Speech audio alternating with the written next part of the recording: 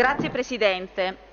Il progetto di cui discutiamo oggi è l'esempio lampante di un paradosso specificatamente veneto prima che italiano. Mi permetta di fare questa premessa prima di entrare nel merito dell'idrovia Padova-Venezia.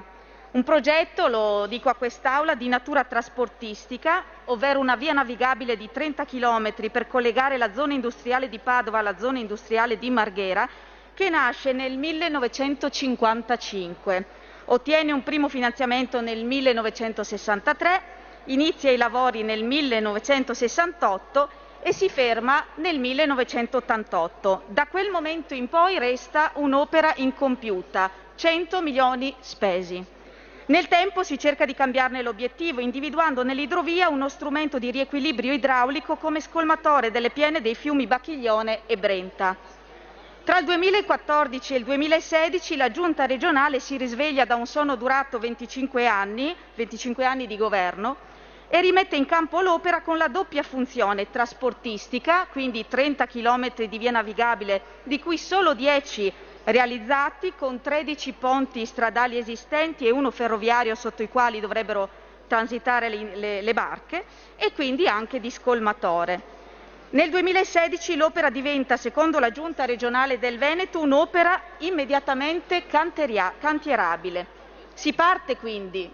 No, non si parte. Scrivono i sindaci, scrivono le associazioni, ma l'operosa Giunta regionale del Veneto non avvia i lavori.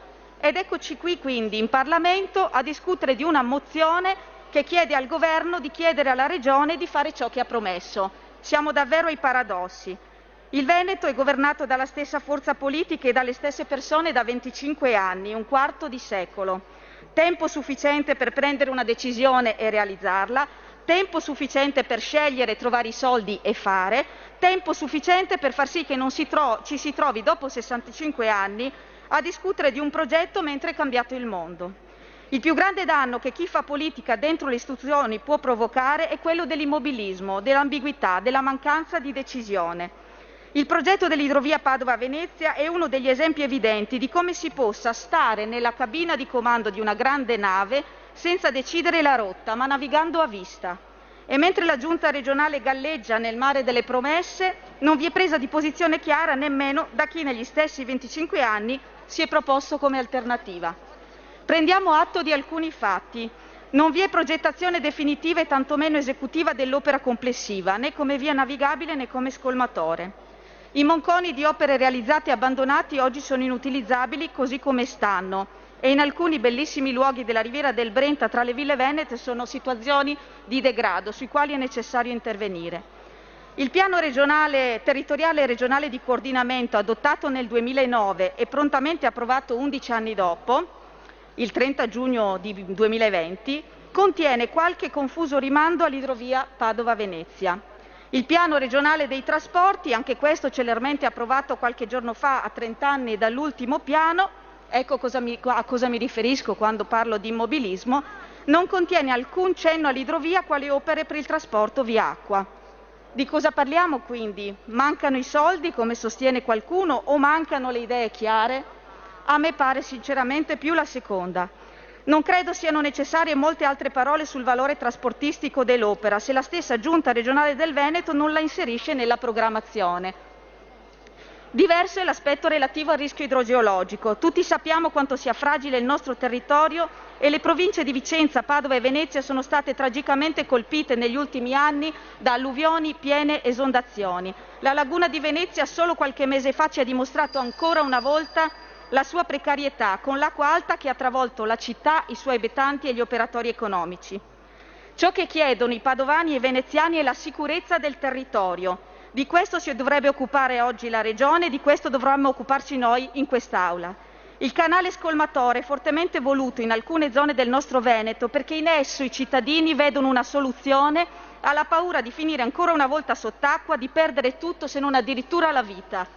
Non ci sono bandierine da sventolare. Dopo 25 anni ci sono decisioni da prendere. Serve una programmazione specifica, progetti esecutivi e parole chiare ai veneti. Vanno verificati puntualmente gli standard di sicurezza idraulica dei bacini complessivamente coinvolti. Vanno verificati gli effetti ambientali della diversione delle piene nella laguna veneta. anche in condizioni di piena straordinaria e con la chiusura delle bocche di porto per attivazione del Mose. Vanno valutati tutti gli interventi, anche alternativi, per la sicurezza idraulica permanente del territorio.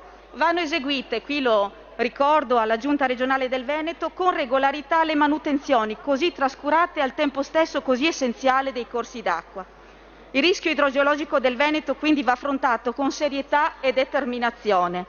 Lo sport della lamentazione sui soldi non funziona più. C'è un governo che qualche anno fa aveva istituito una struttura di missione, si chiamava Italia Sicura, e aveva incominciato a distribuire risorse per l'avvio di cantieri immediati in questo Paese e soprattutto nel nostro Veneto. E c'è un governo che appena entrato in carica, a guida leghista, l'ha tolta. Qui non serve aggiungere altro, non servono altre parole di chiarezza. Ci sono fondi europei, nazionali e regionali da sfruttare.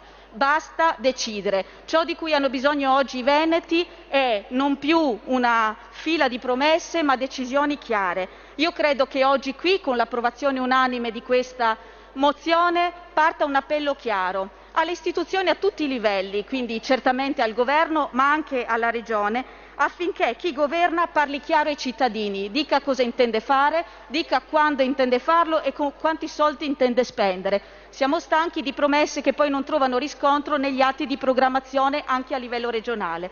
Annuncio quindi il voto favorevole di Italia Viva, convinta che forse arrivi all'orecchio di qualcuno l'appello a fare presto e che i cittadini veneti sapranno ascoltarlo. Grazie.